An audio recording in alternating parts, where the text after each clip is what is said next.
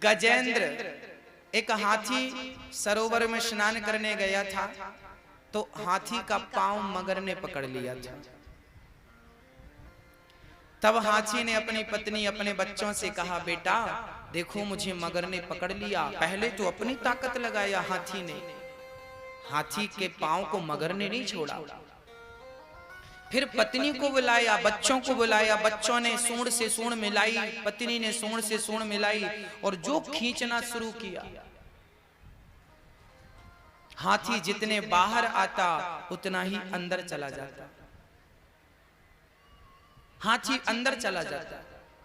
अब पत्नियां छोड़कर चली गईं, पुत्र छोड़कर चले गए। अब हाथी का कोई सहारा नहीं था। अब हाथी ने सूंड उठाकर कहा, हे प्रभु मेरी रक्षा करो। ओम नमो भगवते तस्मै यद एतत् चिदात्मकं पुरुषायादि बीजाय परेशायाभि धीमहि। हे बीज मात्र परमात्मा, जो सृष्टि के आप आधार हैं, बीज हैं, आप आकर मेरी रक्षा करें। और जब हाथी ने बुलाया तो भगवान ने हरि का अवतार धारण किया और हाथी की रक्षा की। ये दुनिया वाले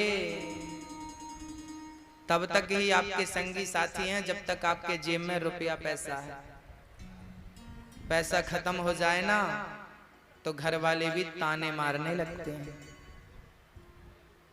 आपका पति बहुत कमाता है ना तो आप पति से बहुत प्यार करती हो।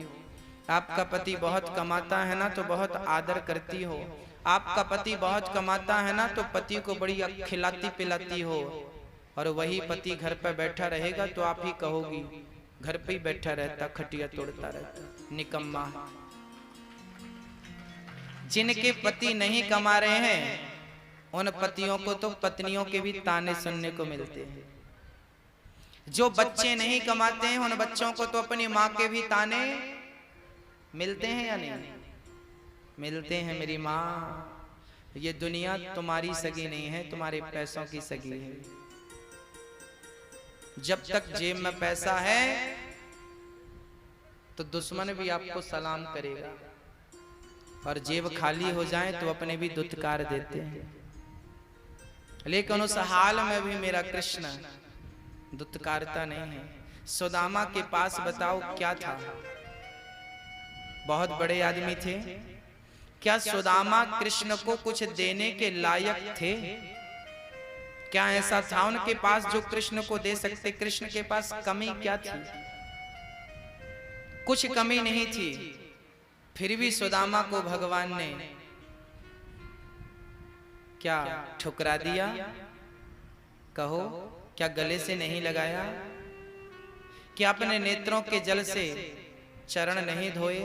मेरी माँ, ये दुनिया के लोग आपके प्यार का सही मूल्य नहीं दे सकते। आपके प्रेम का सही मूल्य कोई दे सकता है तो केवल कृष्ण दे सकता है। सुदामा ने प्रेम किया श्री कृष्ण से, गले से लगाकर मूल्य चुकाया। द्रौपदी ने प्यार किया कृष्ण से, भाई बनाया तो चीर बढ़ा करके मूल्य चुकाया। अर्जुन ने प्यार किया तो महाभारत के युद्ध में सारथी बनकर के मूल्य चुकाया। बताइए किसका मूल्य नहीं चुकाया? विभीषण ने शरण में आकर के कह दिया, राम मैं आपका हूं। विभीषण को लंका का राजा बनाकर राम ने विभीषण के प्रेम का मूल्य चुका दिया। हनुमान जी शरण में आए, मैं आपका हूं।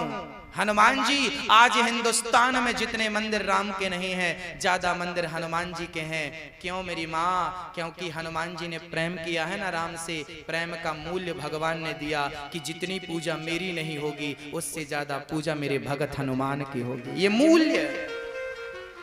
सुग्रीव शरण में आया, किष्किंधा का राजा बना करके मूल्य चुका दिया। बताइए किसका मूल्य नहीं चुकाया? ईश्वर ने। जटायु शरण में आया, पंख कट गए थे जटायु के।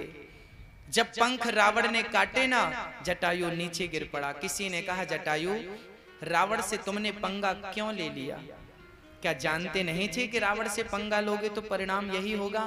जटायु बोला, मैं खूब जानता था कि रावण से पंगा लूंगा तो परिणाम यही होगा। तो फिर क्यों पंगा लिया? जटायु ने कहा, हाथ पर हाथ रख के बैठ भी तो नहीं सकते थे। मेरे सामने किसी नारी का अपमान हो रहा हो, मेरे सामने कोई मेरी सहायता के लिए सीता पुकार रही थी, बचा लो बचा लो, मैं जीवित होकर क्या करता। मेरे सामने एक बच्ची लुटी जा रही है, मुझे पुकार रही है सहायता के लिए, मैं उसकी सहायता ना करके जीवित रहने से अच्छा है सहायता करके मर जाऊं, कम से कम अच्छा करके तो मर रहा हूं। उन जैसा तो नहीं होना जो उस समय भी चुप्पी साध कर बैठे थे जब सीता का अपमान हो रहा था। जटायु से किसी ने कहा, अब तो पंख कट गए तुम्हारे, अब राम के पास कैसे जाओगे। जटायु ने कहा, जब तक पंख थे जिम्मेदारी मेरी थी राम के पास जाने की, अब तो पंख ही नहीं रहे, अब तो जिम्मेदारी राम की है मेरे पास आने की। देखिए ये प्यार की कीमत है, ये भक्त के भक्ति की कीमत है कि जो गति भगवान श्री राम ने दशरथ जी को दी है, वही गति भगवान राम ने जटायु को दी है। बताइए दशरथ जी का अंतिम संस्कार किसने किया? किसने किया? दशरथ जी राम जी के पिता का अंतिम संस्कार किसने किया था? श्री भरत जी ने किया था। किसने किया? भरत जी ने। और जटायु का अंतिम संस्कार किसने किया? स्वयं राम ने। अपने पिता के संस्कार पर नहीं पहुंचे पर एक पक्षी का संस्कार करते हैं। ये जटायु के प्रेम की कीमत थी, ये जटायु के प्रेम का मूल्य था। भगवान राम ने जटायु को पिता का दर्जा दिया। हजारों पक्षी मिले होंगे राम को उस 14 साल की अवधि में, बहुत पक्षी मरे मिले होंगे, क्या राम ने सबका अंतिम संस्कार किया? अविरल भगति मांग वर गीध गयो हरिधाम, तेह की क्रिया यथोचित निज कर कीन्ही राम। राम जी ने जटायु का संस्कार किया, अपनी जटाओं से उसके धूल साफ किया, पंखों किया। न जाने कौन से गुण पर दयानिधि रीझ जाते हैं, यही सदग्रंथ कहते हैं, यही हरिभक्त गाते हैं। कृपा की न होती जो आदत तुम्हारी तो सोनी ही रहती अदालत तुम्हारी। गरीबों के दिल में जगह तुम ना पाते तो किस दिल में होती हिफाजत तुम्हारी। हाँ क्या बताएं उसका स्वभाव कैसा है। आपके दुर्गुण तो देखता ही नहीं मेरा कृष्ण, केवल गुण देखता है। प्रेम की कीमत कोई चुका सकता है, केवल मेरे राम मेरे कृष्ण। इसलिए ये दुनिया वालों से प्यार करते हो मेरी मां, इनसे मत किया करो। ये दुनिया के लोग प्यार के योग्य ही नहीं है। ये दुनिया के लोग बड़े स्वार्थी हैं। ये भी आपसे तब तक प्यार करते हैं जब तक इनका स्वार्थ होता है। हाँ प्यार करना हो मेरे कृष्ण से कर लेना, वो प्रेम के योग्य हैं। Love is God, God is love. प्यार किसे कहते हैं? ईश्वर कृष्ण ही प्रेम की प्रतिमूर्ति है, वही प्यार है, वही प्रेम है। प्यार करने योग्य ईश्वर है, ये सृष्टि नहीं है, ये दुनिया नहीं है। आज मैं आपको एक बहुत बढ़िया बात बतलाने जा रहा हूं। अब एक प्रश्न खड़ा हो गया कि महाराज जी आप कह रहे हैं कि दुनिया वालों से प्रेम ना करें, भगवान से प्रेम करें। तो ये बताइए कि भाई बच्चों से भी तो प्रेम होता है, माँ बच्चों से प्यार करती है, पति पत्नी के बीच में भी प्रेम होता है। तो अब आप हमें ऐसा मार्ग बताइए, भक्तों ने हमसे कहा कि आप हमें कोई ऐसा मार्ग बताइए कि पत्नी भी खुश रहे, पति भी खुश रहे, बच्चे भी खुश रहें और भगवान भी मिल जाएं। आज हम आपको बीच का कुछ ऐसा ही मार्ग बताएंगे जिससे पत्नी भी संतुष्ट रहेगी, पति भी संतुष्ट रहेगा, बच्चे भी संतुष्ट रहेंगे, सास ससुर भी खुश रहेंगे, परिवार भी खुश रहेगा और आपको भगवान भी प्राप्त हो जाएंगे। क्या उपाय है? इस विषय को बहुत गंभीरता से समझते हैं। देखिए, आपकी आंख कितनी है?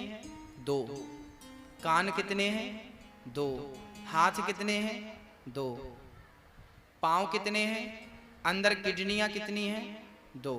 भगवान ने बहुत सारी चीजें आपको 2-2 दे रखी हैं, पर दिल कितने हैं? दिल एक है। अब यहां एक प्रश्न उठ सकता है कि जिस भगवान ने हर चीज 2-2 दे रखी हैं, उसने दिल एक क्यों दिया है? दिल भी तो 2 दे सकते थे, तो एक दिल क्यों दिया? मानो भगवान कहते हैं कि 2 आंख हैं, आइए आज हम 2-2 के पीछे जो कारण है उस कारण को समझते हैं। भगवान ने हर चीज 2 क्यों दी है, उसके पीछे उद्देश्य क्या था, आओ हम बताते हैं। आंख 2 दी हैं, अर्थात भगवान कहते हैं कि एक आंख से परिवार को देखा करो, पत्नी को देखा करो, बच्चों को देखा करो, माँ बाप को देखा करो, पर दूसरी आंख से सदा मुझे देखते रहा करो। ये 2 आंख होने के पीछे कारण है। एक आंख श्री कृष्ण में लगी रहे। 2 हाथ दिया भगवान ने, एक हाथ से पत्नी का काम, पति का काम, बच्चों का काम, परिवार का काम करो, परिवार की सेवा करो, परिवार की जिम्मेदारियां पूरी करो, और दूसरा हाथ सदा परमार्थ में, सेवा में, परधर्म में बना रहे, सेवा के लिए तत्पर रहे, बिल्कुल रेडी रहे।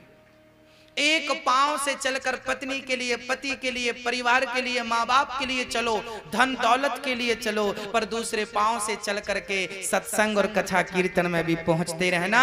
एक पांव पैसा कमाने के लिए बढ़ाते हो, तो दूसरा पांव सदा कथा कीर्तन के लिए बढ़ता रहे। ये 2 पांव। एक कान से पत्नी की सुनो, पति की सुनो, बच्चों की सुनो, परिवार की सुनो, तो दूसरे कान को कथा सुनने के लिए बिल्कुल रेडी रखा करो, दूसरा कान कथा के लिए। अब हर चीज 2-2 है, तो एक हमने संसार को दे दी, एक ईश्वर को दे दी। झंझट तो यहां आकर खड़ी होगी समस्या कि दिल तो एक ही है। अब यहां यह प्रश्न खड़ा हुआ कि ये दिल किसे देना है, पति को, पत्नी को, परिवार को, या कृष्ण को? ये बताओ, दिल किससे दे दें? आप बताओ, हमें तो कुछ जानकारी नहीं।